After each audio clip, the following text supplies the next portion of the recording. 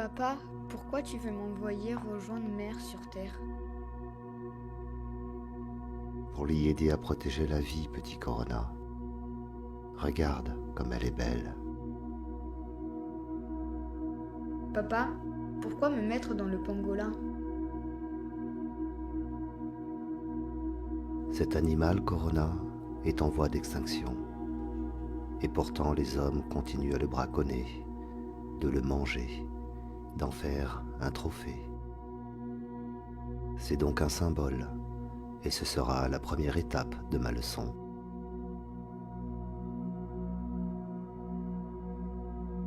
D'accord, papa, mais pourquoi tu veux me faire naître en Chine? La Chine devient la première puissance du monde des humains.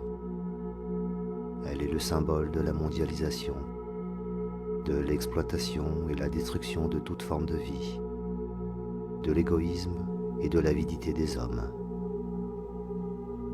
Et très vite, tu te répandras partout où l'homme a suivi le même chemin. Et quelle forme vas-tu me donner, papa? La forme d'une simple vie de plus, invisible pour eux. Un virus qui va principalement infecter leur souffle de vie. Mais pourquoi?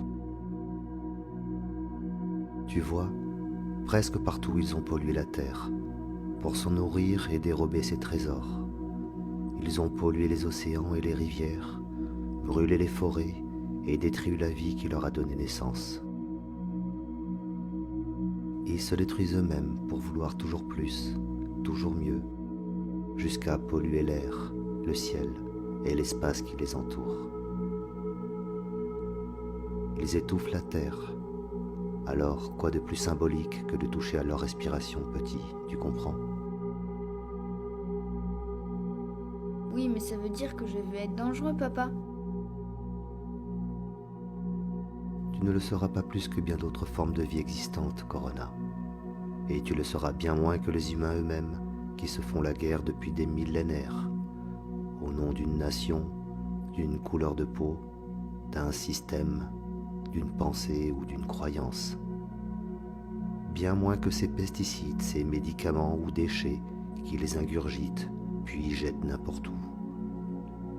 Alors que tant d'humains meurent chaque jour de soif, de faim, de maladies qu'ils savent pourtant guérir. La seule vraie différence, c'est que toi, même invisible, ils te verront partout, et en même temps. D'accord, papa, mais tu crois que ça va marcher ton truc là, alors? Je comprends pas comment. Puisque les hommes ont perdu la raison du cœur, tu vas les toucher dans leur corps. Certains par la maladie, les autres par ces émotions qu'ils ne savent pas goûter en silence et écouter avec calme.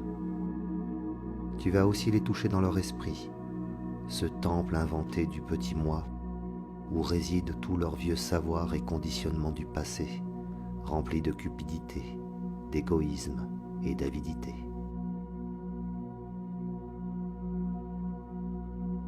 Oui, mais alors, les hommes vont avoir peur de moi. Oh mon petit, oui. C'est sur cela d'ailleurs que je compte pour qu'ils cessent de se croire civilisés et deviennent enfin des vrais humains. La peur sera là dès le début, partout, d'où qu'ils viennent. Puis, la privation de leur prétendue liberté par un isolement forcé, l'effondrement de leurs fausses valeurs économiques, morales, sociales ou politiques, de leurs croyances. Je veux les immobiliser totalement et massivement, comme une invitation pour chacun vers un voyage dans leur monde intérieur, pour qu'ils découvrent qui ils sont vraiment, qu'ils sont les mêmes psychologiquement aux quatre coins du monde sans la moindre différence. Ils se disent bons et justes la plupart du temps, et pourtant, ils ne cessent de critiquer, de revendiquer, de semer le chaos au nom de l'ordre et la morale. Ils ont tous tant de colère, de peur et de désirs égoïstes. Alors qu'ils se regardent et qu'ils s'acceptent enfin tels qu'ils sont, en toute lucidité. sans masque. Et il se passera quoi sur Terre en attendant? Eh bien, elle va pouvoir enfin respirer. Et dans cet hémisphère nord où tout a commencé, le printemps va pouvoir rayonner comme il ne l'a jamais fait depuis si longtemps. Et lorsque tout sera terminé, pour ceux qui auront suffisamment regardé en eux, trouver la paix, la sérénité, la simple joie d'être plutôt que le plaisir de paraître, lorsque ceux-là lèveront les yeux, ils redécouvriront comme la vie est belle, si précieuse, l'air si pur. Ils verront des eaux cristallines et entendront le chant du vivant. Ils redécouvriront qu'ils ont une famille, des voisins, souriront de tout et de rien, même à l'inconnu. Et lorsqu'ils retoucheront à la terre, beaucoup lui donneront plus qu'ils n'en prendront. Et peut-être qu'ils seront assez nombreux pour inventer un nouveau monde, dénué du pouvoir de l'ego, du monde du désir et de la peur. Tu es dur, papa. Tu aurais pu alerter avant de taper aussi fort.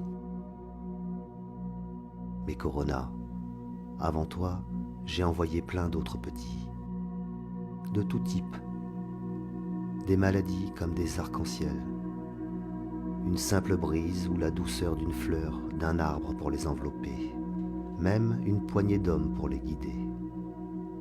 Certains ont compris, mais ils étaient trop peu, et leur monde s'y cloisonnait déjà. Les humains ont un cœur immense. Quand ils veulent faire quelque chose, ils le font. Ils ont créé de formidables technologies, mais s'en sont servis pour dominer plutôt que pour donner. À l'image de ces hommes qui sont allés sur la Lune et y ont planté un stupide drapeau. Tu es sûr que les hommes vont comprendre cette fois alors? Je ne sais pas, Corona. Je n'ai ni espoir, ni attente. Les hommes ont toujours eu leur destinée dans leur cœur plutôt que dans leurs mains. Peut-être seront-ils bien plus nombreux cette fois-ci à s'ouvrir à la vie et devenir leur propre lumière. Nous verrons bien. Mais je ferai tout ce qu'il faut pour préserver la Terre. Merci, papa, de m'avoir dit tout ça. Alors, tu es prêt maintenant? Oui, papa. Alors, j'y vais.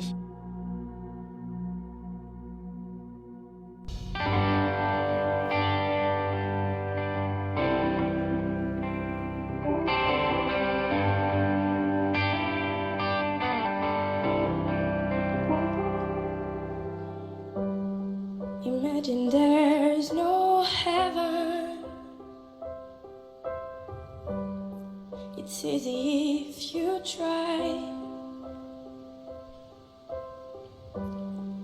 No hell below us. Above us only sky. Imagine all the people living for today. Oh, imagine there's no countries. It isn't hard to do. No need to keep